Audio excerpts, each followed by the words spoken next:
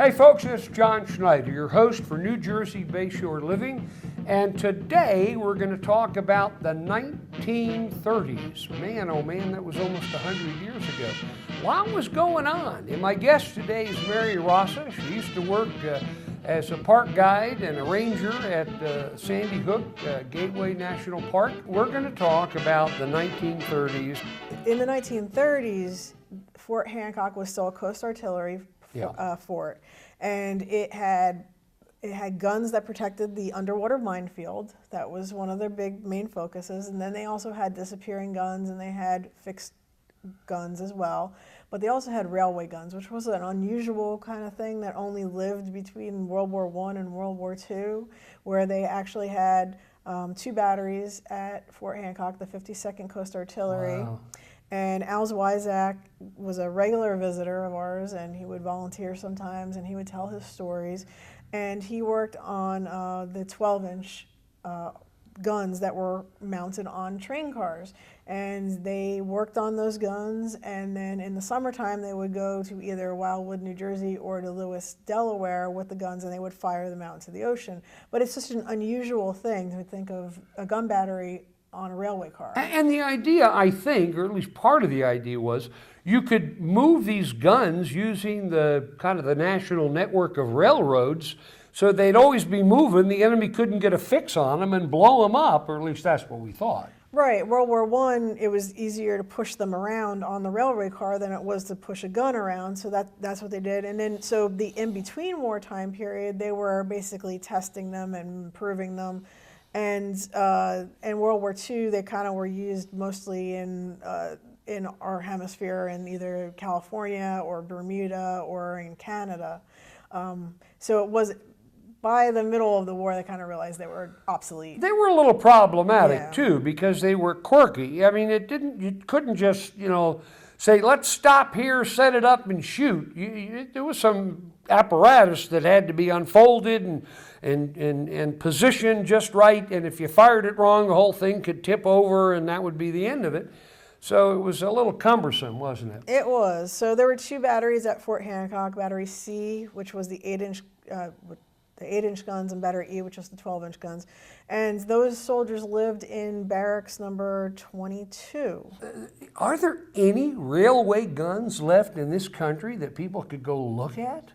So there was one at Aberdeen Proving Ground, which is just down the road here, but I don't know what happened to it when they moved the ordnance. I don't know if it went down to Fort Lee was where everything went. We should I think at Sandy Hook we should have one of those railway guns. They don't take up a lot of real estate, and it'd be a great photo opportunity, just like the Rodman gun is for a lot of people today. They like to take pictures in the big Rodman gun. Fortunately, the Rodman gun was just wheeled over from the Sandy Hook Proving Ground. Well, that's true. So it wasn't just wheeled over. It's pretty damn heavy. Well, that was the Civilian Conservation Corps. Took care of where it stands today. The Civilian Conservation Corps was a program that FDR brought in a couple days after he was inaugurated. He started the first camp down in Virginia, and it was called Camp Roosevelt, and they were 18 to 25-year-old men who were unemployed and had families back home that could use the money. So Fort Hancock was lucky to get one of these groups. It was a 288th Company,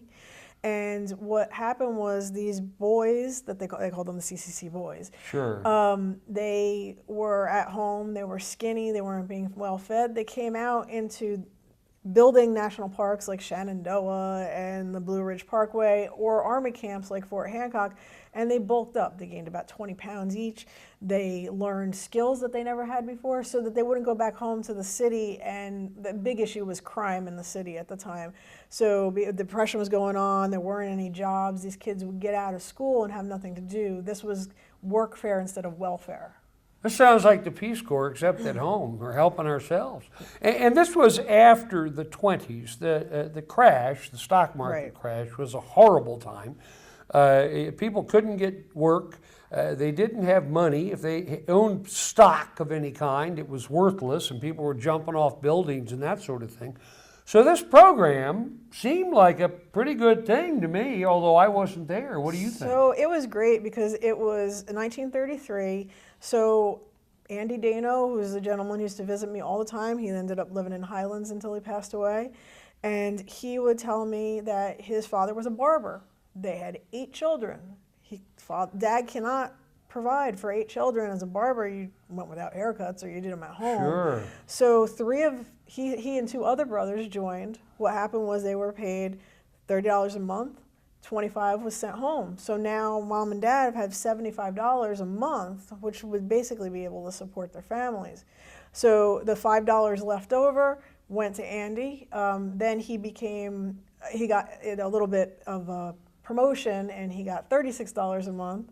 And then he became a leader, which was $45 a month. So he moved up in the ranks and he really enjoyed his time there, except for he met a lady at one of the dances. As we all do, folks. And one of the women from Highlands, there were several, one of the big problems. Yeah, my father told me to beware of those women in Highlands when they first moved up here. One of the issues with the CCC was that the local men did not like them coming in and stealing their women. And that was not just at Sandy Hook, but nationwide. So he at some point said that, you know, I want to get married, so he had to leave, and he went to work for Johnson & Johnson in New Brunswick, which is where he originally came from. And then later on, he came back. He loved Highlands so much, his wife loved Highlands so much, that he became the janitor. We all love Highlands. He became the janitor at the elementary school there, and that's where that's where he retired. So what was the period of time that the Civilian Conservation Corps was in existence at the Hook? I believe their first came in 35, and I think they left 38, and then another group came in just around the start of World War II, which basically they weren't there for very long. But their job was basically they took over the maintenance roles, the grounds maintenance for the Army. They built Magruder Road. The Army mobilized throughout the country. These 3 million men eventually served. They planted 3 billion trees. Wow. They did fire breaks, they did watch towers, they did campgrounds. Shenandoah National Park, Skyline Drive was built. And they were mostly camped out in a camp called Camp Low. Yes. Correct? Why was it called Camp Low? Camp Low was it was a World War I camp, and then over time those buildings were gone. So in about 35, they built a whole camp for the Civilian Conservation Corps. And so they were housed just south of where all the buildings are in Fort Hancock, and that's where they stayed. But they had... Well, where the campground is today, yes, kind of, sort of. In fact, there's an old rusty building. I'm not sure if you're allowed to go back there, but they keep sand in it now. But right next to that is sort of an empty field, and that used to be a big, giant building where they kept the dirigible. It was the observation balloon that they would take up in about 1916. Well, here's a shot of it right here, of it going up and taking some great shots. But then the Civilian Conservation Corps came in and created a camp here, Camp Low, and they used the building to store things. Yes. So what would be some of the things that we know today that they contributed to here at the Hook? You said Magruder Road. Magruder Road by the barracks. They built the sidewalks between the mess halls and the barracks. They took the 20-inch Rodman gun and put it on the base that it's on today by the mule barn. By themselves? It was laying on the. They had a lot of heavy equipment. They also would hire locals that were skilled laborers. To teach them. They were kind of run by the Army, and they did all of these maintenance things. They built a lot of sidewalks, they did chimney repair, they cleared a lot of poison ivy, and a lot of them ended up in the hospital because of the poison ivy. Poison ivy is about 1/3 of the vegetation. So Civilian Conservation Corps seems to be a story that is seldom told, although in one of my books I do tell of it a bit, don't I? Mm-hmm. You just read my book. I did. Little plug for the book. Sandy Hook, Past and Present, or whatever it's called. But so they also built, there was also something called the Scotland Trail, which you can't find today, because there was a lightship called the Wreck of the Scotland, and that trail was to lead you out to the beach. And there's a gazebo somewhere if you really hunt in the woods. Well, you got to come back with me and find all this stuff. Where is it? How do you get to this trail? That's a little too much poison ivy for me. How do you get to the trail? I think it's completely overgrown at this point. Really? But they built a couple other trails out to the beach. Yeah. So they built they were in charge of making it clean, but they were a pretty much military regiment. They got up at, there was reveille. They got up at a certain time. They just did not have weapons. They had shovels instead of weapons. So they had somebody in charge of the barracks. They had to make sure everything was neat and clean. And they got recreation time on the weekends. Now, I heard, too, that the Civilian Conservation Corps, build a tennis court? They did. So Andy likes to tell the story. He was the foreman. He was in charge of the crew that built a clay tennis court between History House today, building number 1, and the Post Theater. And that was right after the theater was built, so that was pretty new. So that was for the officers. And he always talks about little Annie Shepherd. And little Annie Shepherd was Captain Shepherd, who lived in house number 1's daughter, will come out and bring lemonade to them. And what's another part of the story of the 1930s that nobody really talks about either is directly across the street over by where the chapel is was a camp for the CMTC, which was a civilian military training camp. Huh? Yeah, What's exactly. That? So between World War I, I thought I knew everything. Between World War I and World War II, there was this whole, we're not going to have large standing armies, we don't want to be back in war again. So they created something that was a civilian institution that taught 16 to 20-year-olds about military life. And there was the basic course. Sounds like the Boy Scouts with guns. It was kind of like that. So if you finished all 4 years, you could get commissioned into the Army Reserve, the ROTC. And where was this little camp? Directly across from History House and by where the chapel is today. The chapel was built in 41. Right. Oh, okay. So there was this whole tent camp that was there every summer. So you would finish school, you would go to basic, which was at Fort Dix and other places. And then you had, they were red, white, and blue were the different levels of camp, and you could become an officer, I think, with the blue camp. And they would go practice on the guns, because every summer, they didn't fire the guns year-round when they were in caretaker status. They would do it in the summertime. So, so the CMTC would go with a battery, and they would learn about the operations of the guns. It seems like everywhere you turn on Sandy Hook, you're looking at some kind of history of some kind. Yeah, and then the other thing that was really interesting is that from much earlier, there was a Western Union Tower and a Postal Telegraph Tower, and they were still out there in the 30s, and what their job was to sight ships with big binoculars going into the harbor, and they would tell the cruise lines or the boat lines when their ship was going to be getting into port. Wow. In addition to, regular telegraph type duties, but the families that lived out there, I met some family members who had donated some objects from that time period too. You have an interesting relationship to the spirits of Sandy Hook, don't you? And Fort Hancock and maybe even the Proving Ground and the Civilian Conservation Corps. What's your favorite part of it? Well, what I really liked is back in around, it was about 2003, I had student interns from Monmouth University, and I said, we want to do an oral history project because these guys are not going to be around much longer. Yeah. And I don't think, there's only a couple guys that are still with us today, because we started doing Cold War, which was great because we had to get their stories too, but Andy's story and Al's story from the 1930s needed to be recorded. So these students and I, because then the students left and I ended up doing interviews, I learned so much from these folks as they came through and told their stories. And it was just really interesting to hear the women's story, because the other thing during the 1930s was that Fort Monmouth Signal Corps was out there with radar. Yeah, I'll tell you something. That's the untold story of Sandy Hook. And there's all kinds of stuff. You got to know what to look for. But I think that, where the dog kennel is by the Nike launch site, I think that there was some radar stuff around that area. Yeah, their general area was the fishing beach area, because in World War I, that was the ordnance depot, and there was a train track that went out there to those little igloos.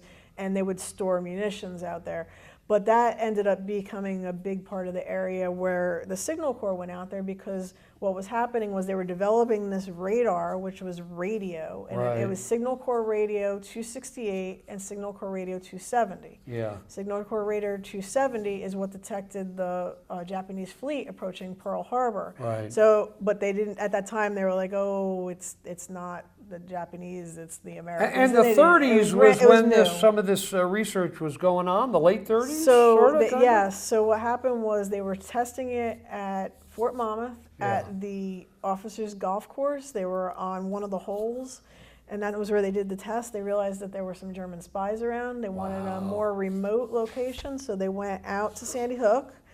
And they were guarded by some of the soldiers out there, guarded the location, and it was flat. That was a big problem. They needed to get a higher elevation. So in addition to using that site on Sandy Hook, they also were using twin lights. The Because mystery ray. yeah, that's right. The mystery. Holy that mackerel, that article. leaked to the press right away, and so much for state secret. Just before the start of World War II in 1939, the Army Signal Corps arrived at the Twin Lights Lighthouse to conduct some tests of long-range radar.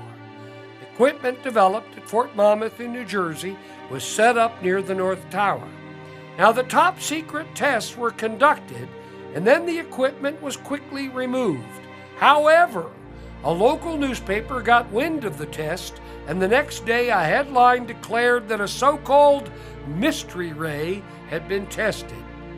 Radar would be critical, especially after Germany invaded Poland on September 1st, 1939, to start a war which would be described eventually as the Big One. As for the United States, we looked on in horror for the second time in a generation as the Germans reignited their lust of conquest. In September of 1940, Fort Hancock on Sandy Hook shook off the peace and quiet of the Depression and roared back to life as America activated nearly 30 National Guard Coast Artillery regiments and infantry divisions, and then enacted America's first peacetime draft. A massive building program sprang up to house the newly arrived soldiers who quickly went to work on the fort's guns, many of which hadn't been fired in years. Fort Hancock also served as a mobilization center with a tent city and lots of temporary buildings for new recruits who would train before going overseas to fight in World War II. Eventually, when my dad turned 18, he would be one of the new recruits. During the war, Germany would invade 10 more countries. Adolf Hitler was even considering an attack against the United States. His plan would have utilized long-range Messerschmitt bombers, which in theory could fly from the Azores, an autonomous region of Portugal, to America. Ironically, Hitler named his planes America Bombers. His plan required him to capture the Azores, which he never did, and he only built one so-called America Bomber. After Pearl Harbor was attacked on December 7, 1941, the United States declared war against Japan. Germany and Italy declared war on us, and we responded in kind. Now the world was really at war, barely 20 years after the previous one had ended. The so-called war in the Pacific was of less concern to people living in our area, however. It wasn't for lack of care or patriotism. We were just far more concerned with a genuine threat at our front door. We were afraid of the German Navy coming across the Atlantic Ocean to attack us. Once again, German submarines arrived on our doorstep and the Jersey Shore. Admiral Karl Dönitz was the commander of Germany's U-boat fleets. Operation Drumbeat, the U-boat offensive against U.S. merchant shipping, began in January of 1942, within a month of the Japanese attack on the American Pacific Fleet at Pearl Harbor, Hawaii.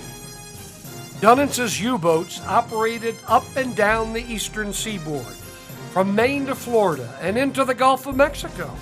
Germany also believed one of their U-boats could steam directly into the throat of New York Harbor, on the surface, at night, without being challenged. Ha! Sure, right. Some of Germany's military leaders believed America's submarine nets and batteries of guns were ineffective. Dönitz wasn't even confident our defenses were real. In 1941, however, he was somewhat correct in his assumption. Unfortunately, even though our testing of radar proved it would work, we weren't yet fully up to speed with our radar capabilities. Even the technology we required to detect U-boats underwater wouldn't be available until 1942. Furthermore, radar of the day had a limited range. U-Boat Alley, as it was called, was generally located off of our coastlines of New York and New Jersey. The first freighter to be sunk was the SS Cyclops, located near Nova Scotia. Next, another attack took place a little closer to home, near New York. The U-boat torpedoed the SS Nornis, which was located 60 miles from Montauk Point, Long Island. Both ships had met their fate at the hands of the U-123. During the next evening, U-123 started cruising along the south shore of Long Island toward New York City. Because the U-boat's crew didn't have very accurate navigational charts of this area, they almost crash-landed on Rockaway Shore. From reports retrieved later, the U-boat may have also come close to beaches on the shores of Fort Tilton or Jacob Riis Beach. By about 10 p.m., the German captain was looking at the lighted buildings of New York City through his periscope. Later, he also saw the parachute jump and the Wonder Wheel of Coney Island.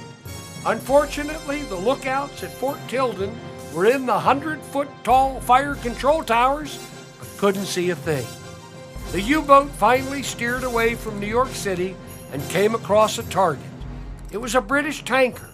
They were about 60 miles east of Ambrose Light, and certainly within sight of the folks who lived on the south shore of Long Island. The U-boat fired and sank the ship, then turned south toward the Delaware Bay along the New Jersey shore. There were just a few German U-boats responsible for the sinking of some 397 ships in the first 6 months of 1942. There were 171 ships sunk off the Atlantic coast from Maine to Florida, 62 sunk in the Gulf of Mexico, and 141 in the Caribbean. A total of more than 2,400 persons were killed and 1,100 were wounded. Explosions could be heard and burning wrecks could be seen from the shorelines of New Jersey and Long Island during the night. Dead bodies, debris, and oil washed ashore on many East Coast beaches. Those living in the coastal zones had a front row seat to the grim realities of war. Despite all of this, blackouts were not implemented quickly, while U-boats silently cruised along the coast of our country.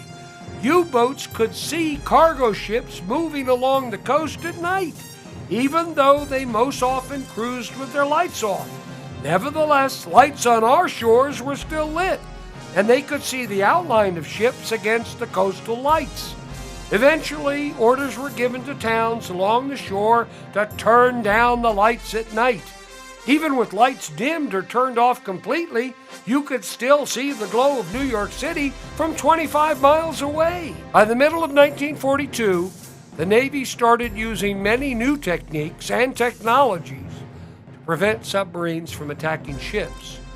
We were behind schedule in getting our nation's defenses ready for a war we tried to avoid, and we were quite unprepared for the German invasion of U-boats. Now we were furiously developing better coastal defenses, especially after U-boats were successfully attacking ships in our shallow coastal waters. By 1943, a harbor entrance control post was built on top of Battery Potter at Fort Hancock. 3 stories in height, it was the tallest and largest structure and had been converted to a sizable fire control platform to aim the guns. The underground bunkers of the antiquated Sandy Hook mortar battery on Sandy Hook was converted into the Harbor Defense Command Post.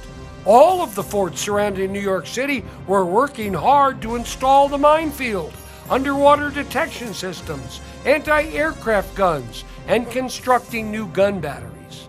Protection against air attack was quick to evolve, however. Existing gun batteries were camouflaged, but if detected, they remained vulnerable to air attack. Advanced technology allowed the United States and its allies to hunt down and sink U-boats, often with the loss of their entire crew. Fort Hancock's population peaked during World War II to more than 7,000 soldiers. Well, I'm so excited that we were able to talk about the 30s, one of my favorite times. You like the 30s too. What's your next favorite period of time? Well, I really like World War II. I like talking about the Women's Army Corps. Maybe next time. Okay. Anyway, folks, thank you, Mary. I appreciate you watching. I hope you enjoyed the show. Don't forget, next time, a whole new episode about something or other. And you know what I always say, if you see me out there, don't hesitate to come up to me, tap me on the shoulder, and introduce yourselves, because, folks, nothing is more important than meeting you. So long, everybody. Bye-bye.